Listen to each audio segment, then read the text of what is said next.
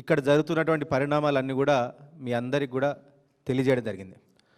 మా దగ్గర కూడా గడిచిన మా నాన్నగారు చనిపోయిన తర్వాత 2020లో మా దగ్గర కూడా బై ఎలక్షన్ జరిగింది. అప్పుడు పెద్దలందరూ కూడా ఇన్ఛార్జ్గా వచ్చిన మాట ఇందాక వాళ్ళందరూ కూడా గుర్తు చేసినారు. దాదాపు 250 పైచీలకు సభలు ఎన్నో జరిగినాయి. అక్కడ అన్ని సభలలో కూడా ఎక్కడంటే అక్కడ వివిధ పార్టీలు, ఒకవైపు పెద్ద ఎత్తున కాంగ్రెస్ పార్టీ కావచ్చు, అలాగే కొన్ని సభలల్లో బీజేపీ పార్టీ వాళ్ళు కూడా కావచ్చు.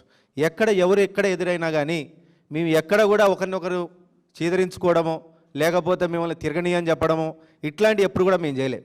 కానీ నిన్నటి పరిస్థితులు చూస్తే వాళ్ళకు ఒకవైపు కాంగ్రెస్ ప్రభుత్వాన్ని కానీ అక్కడ పోటీ చేస్తున్న అభ్యర్థికి కానీ బాగా అసహనం పెరిగిపోయింది. ఖచ్చితంగా ఓడిపోతున్న రిపోర్ట్లను చూసి ఇప్పుడు మంచిగుంటే సరిపోదు, బెదిరిస్తే కానీ వీళ్ళు దారిలోకి రారన్న ఒక అసహనంతో ఈరోజు బీఆర్ఎస్ పార్టీ వాళ్ళు బయట తిరగరని మూర్ఖంగా మాట్లాడుతున్నారు. నిజంగా ఈరోజు జూబ్లీహిల్స్లో మాగంటి గోపీనాథ్ గారు చనిపోయిన తర్వాత ఆయన ఒక బీఆర్ఎస్ పార్టీ కుటుంబ సభ్యుడిగా ఆయన చనిపోయినందుకు కేసీఆర్ గారు మళ్ళీ అతని భార్య అయినటువంటి సునీతమ్మ గారికి టికెట్ ఇచ్చి ఆశీర్వదించి అక్కడ నిలబెడితే బీఆర్ఎస్ పార్టీ కుటుంబ సభ్యుడు చనిపోయినందుకు పెద్ద ఎత్తున మేమందరం మాజీ ఎమ్మెల్యేలం కానీ బీఆర్ఎస్ పార్టీ సైన్యం కానీ పెద్ద ఎత్తున అక్కడికి వచ్చి ప్రతి ఒక్క చోట కూడా కేసీఆర్ గారి తరఫున సునీతమ్మ గెలుపు కోసం అక్కడ అందరం కూడా పనిచేస్తున్నాం. ఒక్క మేమే కాదు అక్కడ పనిచేసేది, కాంగ్రెస్ వాళ్ళు గమనించాలి.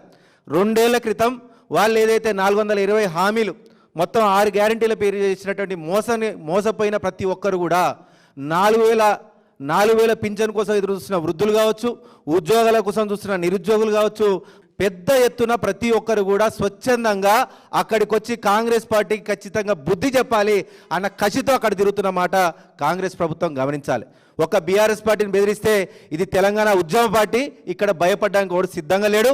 పెద్ద ఎత్తున అక్కడ స్థానికంగా ఉన్నటువంటి ఆ డివిజన్లో కూడా మొత్తంగా సెటిలర్లే ఉన్నారు, చుట్టుపక్కల తెలంగాణ ప్రాంతం నుంచి వచ్చిన వాళ్ళే ఉన్నారు. ఒక్క మా నాగార్జున సాగర్ నియోజకవర్గం నుంచే దాదాపు 100 కుటుంబాల దాకా అక్కడ ఉన్నాయి. ఖచ్చితంగా ప్రతి ఒక్కరు కూడా వాళ్ళు 2 సంవత్సరాల క్రితం ఏదైతే దొంగ హామీలు ఇచ్చి ఈరోజు ప్రభుత్వానికి వచ్చారో మేమందరం ఖచ్చితంగా కాంగ్రెస్ పార్టీకి బుద్ధి చెప్పి తీరుతాం.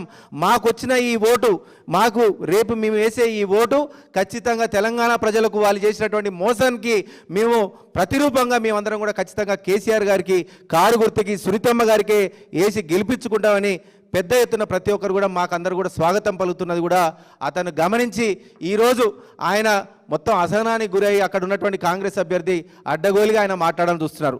మేము బీఆర్ఎస్ పార్టీ తరఫున ఎమ్మెల్యేలుగా అక్కడ ఇన్ఛార్జ్గా ఉన్నాం. మేము అక్కడ ఉన్నటువంటి స్థానికంగా ఉన్నటువంటి ప్రతి ఒక్క బస్తీ వాసులకు కావచ్చు, అక్కడ ఉన్న లీడర్లకు ప్రతి ఒక్కరికి భరోసా ఇస్తున్నాం. నేను దాదాపు బోరుబండలో అక్కడ ఒక 3 డివిజన్ల దాకా అక్కడ ఉన్నటువంటి 3 బూతుల దాకా పెద్ద ఎత్తున అక్కడ కూడా ఉన్నటువంటి ఏరియా అంతా మొత్తం కూడా తిరుగుతున్నా. ఖచ్చితంగా అక్కడ ఉన్నటువంటి ప్రతి ఒక్కరికి నా తరపున హామీ ఇస్తున్నాం. మేమందరం బీఆర్ఎస్ పార్టీ తరపున హామీ ఇస్తున్నాం.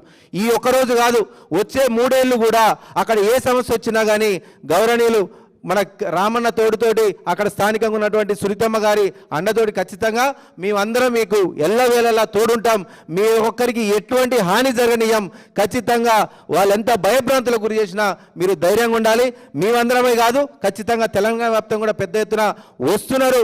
కాంగ్రెస్ పార్టీని ఈ ఎన్నికల్లో బొందబెట్టడానికి సిద్ధంగా పెద్ద ఎత్తున కదిలిస్తున్న సంగతి కూడా తెలియజేస్తూ జూబ్లీహిల్స్ ప్రజానీకం ఖచ్చితంగా కారు గుర్తుకి ఓటేసి తెలంగాణలో కాంగ్రెస్ ప్రభుత్వం చేసినటువంటి మోసాన్ని వాళ్ళ ఓటు ద్వారా బుద్ధి చెప్పాలని కూడా తెలియజేస్తున్నాను. ధన్యవాదాలు. జై తెలంగాణ.